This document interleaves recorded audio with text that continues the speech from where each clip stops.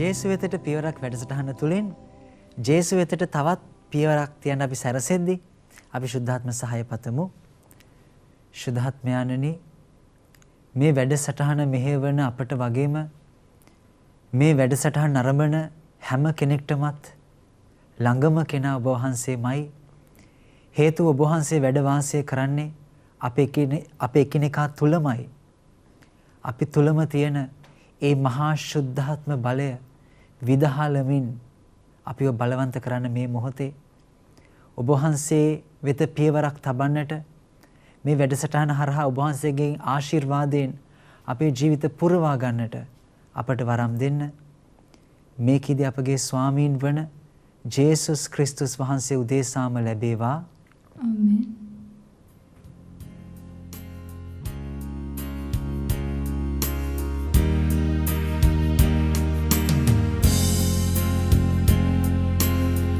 එකලු කරනු මැන මනස මගේ දිරිමත් කළ මැන හද මාගේ පිරිසිදු කළ මැන දිවිය මගේ පාමින් සුදතුනි ඔබේ බලේ පාමින් සුදතුනි ඔබේ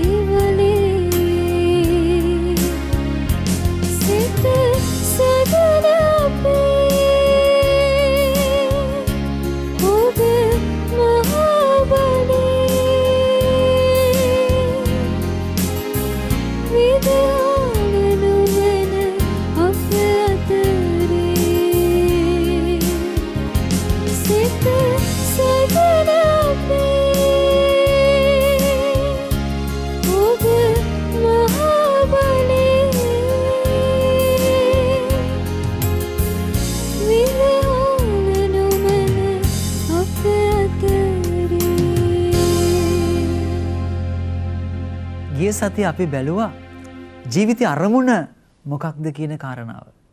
ජීවිතේ අරමුණ වෙන මොකක්වත් නෙවෙයි, දවසක ස්වර්ග රාජ්‍යයට ප්‍රවේශ වීම කියන කාරණාව අපි ඉගෙන ගත්තා. අද අපි බලන්න යනවා මේ ස්වර්ගයේ කරා ගමන යන්න පාර මොකක්ද කියන කාරණාව. ඔබ හිතන්න අපිට තැනකට යන්න ඕන නම් අපි අනිවාර්යයෙන්ම පාර දැනගන්න ඕනේ. අද අපි පාර දැනගන්නට යනවා ස්වර්ගේ කරා යන ගමනේදී. එහෙනම් අද දවසේ අපි ගනුදෙනු කරන ප්‍රශ්නේ වෙන්නේ මෙන්න මේකයි.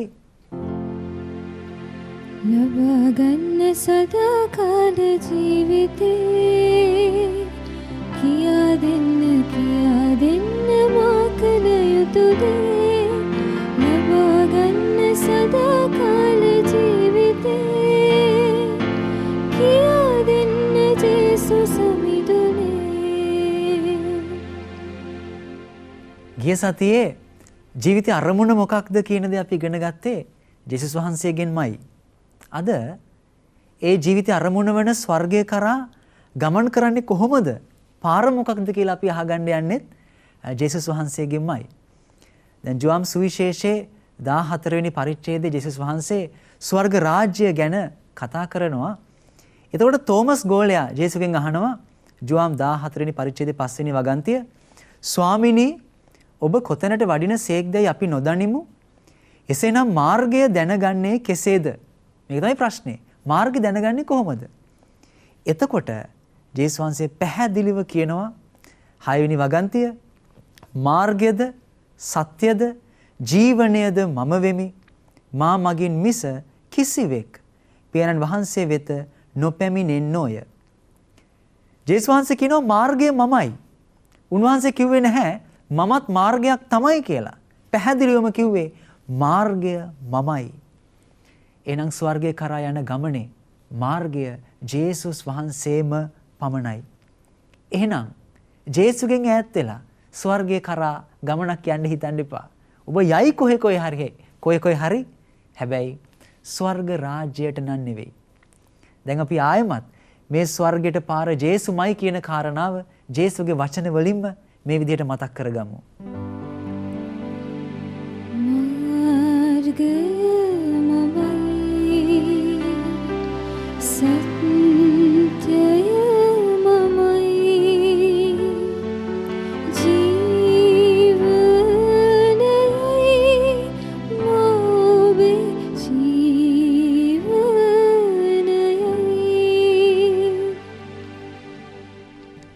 ස්වර්ගේ කරා ගමනේ එකම මාර්ගය ජේසුස් වහන්සේම පමණයි. දැන් ඔබ අහයි ඉතින් ෆාදර් ජේසුව දන්නේ නැති අය ස්වර්ගයට යන්නේ නැද්ද කියලා ඔබ අහයි. නෑ ඒගොල්ලොත් ස්වර්ගයට යනවා. කතෝලික අය විතරක් නෙවෙයි. ජීවත් වෙන හැම කෙනෙක්ගේම අරමුණ වෙන්නේ දවසක ස්වර්ග රාජ්‍යයට යන එක තමයි. ස්වර්ගය කියන්නේ පොදු තැනක්. නමුත් මෙතන මෙහෙම කාරණාවක් වෙනවා. යන්න කලින් තමුන් යන්නේ ස්වර්ගයටයි කියලා දන්නේ සුළුතරයයි. නමුත් යන හැම කෙනෙක්ම ස්වර්ගයට යනවා නම් යන්නේ ජේසු හරහාම තමයි. හේතුව ස්වර්ගේ කරා ගමනේදී එකම මාර්ගය ජේසුස් වහන්සේම පමණයි. ඇයි මම මෙහෙම කියන්නේ? අපි දේව වචනේ ආලෝකයේ තුලම මේ කාරණාව තේරුම් ගමු. දැන් ජුවාම 8 වෙනි පරිච්ඡේදයේ 12 වෙනි වගන්තියේ ජේසුස් වහන්සේ කියනවා ලෝකේ ආලෝකය මමයි. දැන් බලන්න කෙනෙක් පාප අන්ධකාරයෙන් ඈත් වෙලා යහපත් ලෙස ආලෝකය තුල ජීවත් වෙනවා නම් ඔහු නොදන්නවා වුණාට ඔහු ජීවත් වෙන්නේ ජේසුස් වහන්සේ තුලම තමයි. හේතුව ආලෝකය කියන්නේ ජේසුස් වහන්සේයි.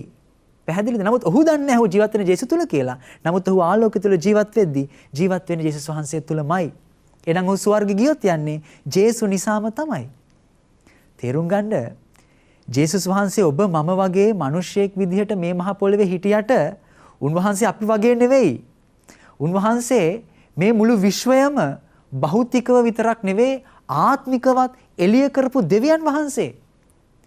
උන්වහන්සේ දෙවියන් වහන්සේමයි. එහෙනම් කෙනෙක් ආලෝකය තුල ජීවත් වෙනවා නම් ඒ ජේසුස් වහන්සේ තුලයි ජීවත් වෙන්නේ ස්වර්ගයට යන්නේ උන්වහන්සේ නිසායි. අපි තව විදිහකට බලමු. ජුවාම් 14 වෙනි පරිච්ඡේදයේ 6 වෙනි වගන්තියේ ජේසුස් කියනවා සත්‍ය මමයි. සත්‍ය මමයි. එහෙනම් කෙනෙක් බොරුවෙන් ඈත් වෙලා සත්‍යවාදීව යහපත්ව ජීවත් වෙනවා නම් ඔහු දන්නේ නැති වුණාට ඔහු ජීවත් වෙන්නේ ජේසුස් වහන්සේ තුලම තමයි. හේතුව සත්‍ය උන්වහන්සේ පමණයි. ප්‍රේමන්තේනි ජේසු ඔබ මම වගේ මිනිසෙක් විදිහට ජීවත් වුණාට උන්වහන්සේ ඔබ මම වගේ නෙවෙයි. උන්වහන්සේ තුල බොරුව දශමයක්වත් තිබුණේ නැහැ. උන්වහන්සේ තමයි සත්‍යතාවයේ උල්පත. එකම සත්‍ය වෙන දෙවියන් වහන්සේ උන්වහන්සේයි. එහෙනම් කෙනෙක් සත්‍ය තුල ජීවත් වෙනවා නම් යහපත්ව ඉන්නවා නම් ජේසු තුලයි ජීවත් වෙන්නේ. ජේසුස් වහන්සේ නිසායි ස්වර්ග රාජ්‍යයට යන්නේ. ඒ නිසා කොහොම හරි කෙනෙක් ස්වර්ගයට යනවා නම් එකම පාර ජේසුස් වහන්සේම පමණයි. නමුත් අවාසනාව තමයි අපි හැමෝගෙම අරමුණ දවසක ස්වර්ගයට ප්‍රවිෂ්ඨ වීම වුණාට හැමෝම ගමන යා යුත්තේ ස්වර්ග කරා වුණාට ගොඩක් වෙලාවට ගොඩක් අය යන්නේ වැරදි පාරවල් වල. මේ ජනතාව වැරදි පාරවල් වල ගමන් කරන ස්වරූපය එක්තරා ගීතයක ජෝතිපාල මහත්මයාගේ එක්තරා ගීතයක හරි ලස්සනට නිරූපණය වෙනවා. දැන් මේ ගීතේ ඒ තරුණයා කියනවා මෙන්න මෙහෙම දෙයක්. ජීවන මේ ගමන සංසාරේ යවිනම් අන්ධකාරේ නොලැබ ආලෝකේ යා හැකිදෝ සොයා මාර්ගේ යා හැකිදෝ සොයා මාර්ගේ. මේ මාර්ගය සම්බන්ධ ප්‍රශ්නයක් අහන්නේ. අන්ධකාරේ කොහොමද ගමන යන්නේ කියලා අහන්නේ. ඊට පස්සේ තරුණිය කියනවා මෙන්න මෙහෙම දෙයක්. ඔබ යයිනම් තනිව අන්ධකාරේ ඔබට ආලෝකේ දෙන්නේ මිතිරසාරේ දිවි ඇතිතින් මෙසංසාරේ දිවි ඇතිතින් මෙසංසාරේ. දැන් මේ ගීතේ තරුණයා මාර්ගය පිළිබඳ ප්‍රශ්නයක් ඇහුවම තරුණිය කියනවා හරි මම මේ මාර්ගයට ඔබට ආලෝකයක් වෙන්නම් තිරසර ආලෝකයක් වෙන්නම්. නමුත් ඒ තරුණියම කියනවා මං තිරසර ආලෝකයක් වෙන්නම් හරි හැබැයි දිවි ඇතිතෙක් විතරයි. දිවි ඇතිතෙක් විතරක් දෙන ආලෝකයක් ස්ථිරසර ආලෝකයක් වෙන්න බෑනේ. තරුණියම తాවකාලික මේ ලෝකෙට විතරක් සීමා වෙච්ච කෙනෙක් නිසා ඇයට සදාකාලික මාර්ගයට ආලෝකයක් වෙන්න බෑ. සදාකාලික ගමනක් එක්කරගෙන යන්න පුළුවන් කමක් නැහැ. සදාකාලික ගමනක් එක්කරගෙන යන්න පුළුවන් සදාකාලික කෙනෙක්ට විතරයි. ඒ නිසා ජේසුස් වහන්සේව අවශ්‍ය වෙනවමයි. නමුත් අවාසනාව අපි හැමෝම සදාකාලික ගමනක් යන ජනතාව වුණාට ගොඩක් වෙලාවට తాවකාලික මාර්ගවලයි ගමන් කරන්නේ. හොඳට බලන්න ගොඩක් අයගේ ජීවිතවල තමුන්ගේ ආත්මගත බැඳීම තියෙන්නේ මේ ලෝකේ දේවල් එක්ක, මේ ලෝකේ පුද්ගලයොත් එක්ක. සමහරක් අය ආත්මෙම බැඳිලා ඉන්නේ තමුන්ගේ මහත්තයාත් එක්ක, නෝනත් එක්ක, මේ ගර්ල්ෆ්‍රෙන්ඩ් එක්ක, බොයිෆ්‍රෙන්ඩ් එක්ක, දෙමව්පිය දරුවොත් එක්ක තමයි ආත්මෙම බැඳිලා ඉන්නේ. ජීවිතේ එකම දේ කරන් තියෙන්නේ මේ වගේ මේ ලෝකෙට සීමා වෙච්ච පුද්ගලයෝ. ඉතින් කොහොමද සදාකාලික ගමනක් යන්නේ? తాවකාලික පුද්ගලයන්ගේ අත්වල එල්ලිලා සදාකාලික ගමනක් යන්න පුළුවන් කමක් නැහැ. తాවකාලික මාර්ගවල සදාකාලික ජීවනයක් කරා ගමනක් යන්න පුළුවන් කමක් නැහැ. ඒ නිසායි අපි හැම කෙනෙක්ටම ජේසුස් වහන්සේ වෝන කරන්නේ. ජේසුස් වහන්සේගේ අතේ එල්ලිලා විතරයි මේ සදාකාලික ගමන යන්න පුළුවන්කම තියෙන්නේ. ඒ නිසා ජේසුස් වහන්සේ අපේ එකම මාර්ගය විය යුතුයි. හැම තිස්සෙම අපි ජේසුස් වහන්සේට සම්බන්ධ වෙලා සිටිය යුතුයි. හැම දෙයකටම අපි ජේසුස් වහන්සේව සම්බන්ධ කරගත යුතුයි. ජේසු මගේ ජේසු, ජේසු මගේ ජේසු, මට වටින කියන මට තියෙන එකම මගේ සම්පත ඔබ ජේසු. අපේ එකම මාර්ගය ජේසු වෙ යුතුයි. නමුත් මම කලින් කිව්වා වගේ අවාසනාවට ගොඩක් අය යන්නේ වැරදි පාරවල් වල. ජේසු කියන පාර නෙවෙයි. තද බලම අවාසනාව තමයි සමහරක් වෙලාවට සමහරක් අය වැරදි පාරවල් වල යන විතරක් නෙවෙයි. මේ හරි පාරවන ජේසුස් වහන්සේ කියන පාර යන්න ඕනේ නැහැ කියලාත් කියනවා. මේක තමයි තද බලම අවාසනාව. දවසක් මම එක මීසමක ඉද්දි එක නිවාසයක් බැහැ දකින්න ගියාම ඒ ගෙදර හයියෙන් මැච් එකක් දාගෙන බල හිටියා. මං ගෙට ඇතුල් වෙනවා. නමුත් ඒ ගෙදර ගෘහ මූලිකයා දිගට මැච් එක හයියෙම දාන් හිටියා. ආවා කියලා පොඩ්ඩක්වත් අවධානය දුන්නේවත් නැහැ. ඒ ගෙදර මව සහ තව දරුවෝ දෙන්නෙක් හිටියා. වුන් මාව ආදරෙන් පිළිගත්තා. දැන් කතාබස් කරගෙන යද්දී අර ඒ ගෙදර අම්මා මට හොරෙන් වගේ කිව්වා ෆාදර් අරයා පල්ලියෙන් නැහැ පොඩ්ඩක් කියන්න ෆාදර් කියලා. දැන් ඒ කියපු නිසා මාත් කිව්වා හරි මං කියන්නම් වගේ එකක් අඟවලා දැන් අර පුද්ගලයා හයියෙන් ටීවී එක බලාගෙනම ඉන්නවා. දැන් මං ආවා කියලා වගේ වගක් නැහැ.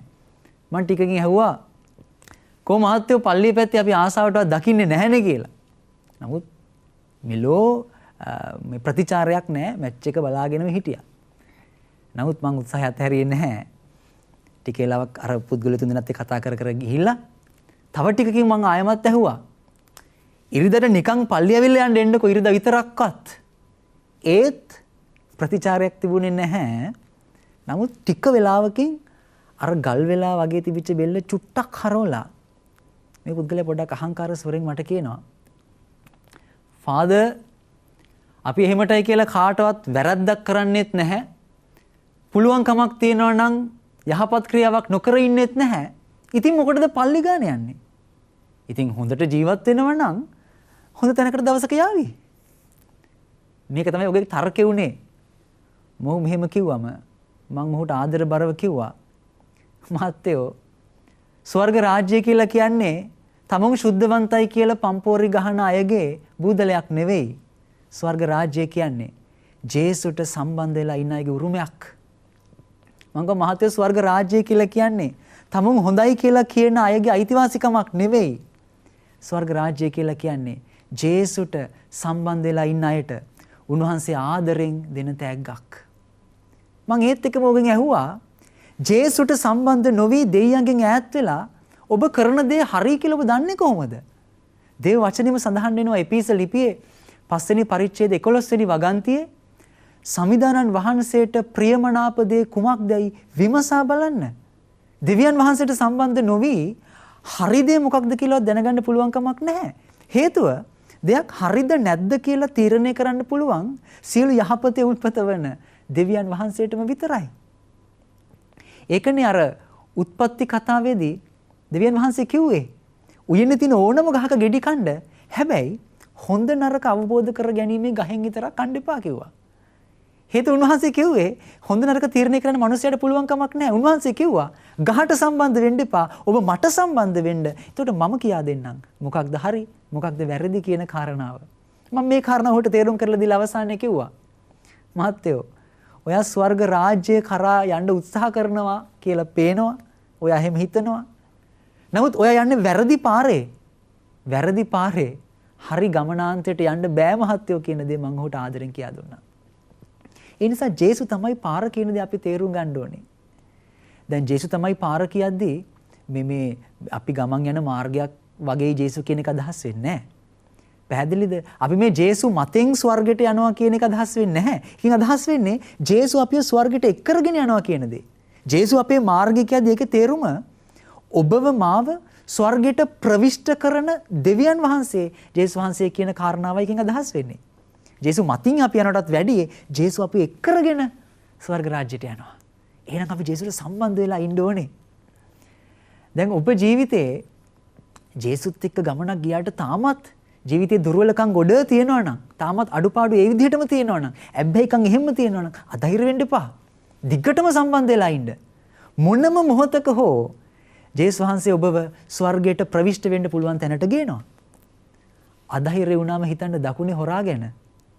ඔහු ස්වර්ගයට ප්‍රවිෂ්ඨිය සඳහා පාර හදාගත්තේ කොයි වෙලාවේද? මැරෙන්න ඔන්න මෙන්න තියෙද්දි.